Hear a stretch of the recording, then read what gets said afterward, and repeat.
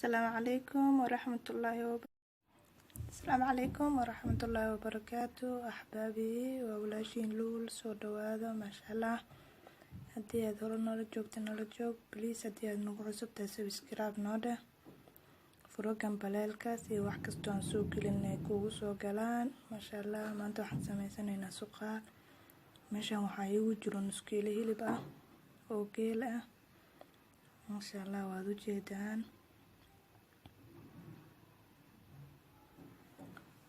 waa geel oo garab ah aad u jilicsan maasha allah. waan soo jarjarayaa maasha allah asxaabi, waan soo jarjaray weelkan ayaan kusoo shubay, waad u jeedaan maasha allah.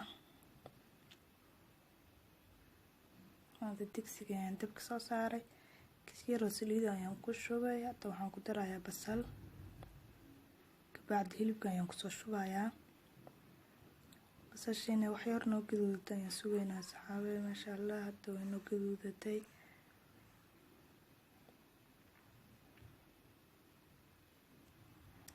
hilibka ayaan kusoo dareynaa maasha allah. hilibka wax biyo kuma daray.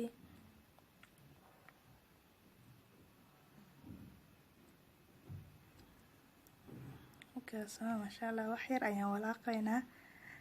hadda waxaan ku darayaa waa liin, hal xamba liin dhanaan ah waan soo miiray.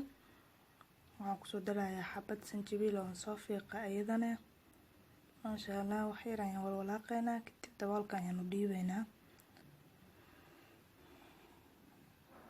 markuu biyihiisa soo dhameysto ayaan isku soo laabanaynaa saxaabey.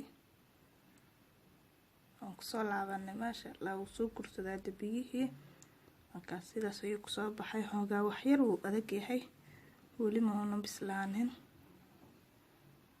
hadda waxaan ku daraynaa galaas biyo ah si uu si fiican noogu bislaado maasha allah. halkaas galaas ayaan ku daraynaa.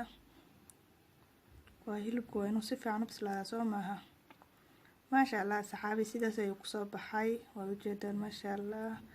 barbarooni bis ayaan kusoo daray, barbarooni kala nooca iyo basal cad maasha allah. meeshaas rooti ayaa ii yaalo iyo galaas caana ka faa'iideysta.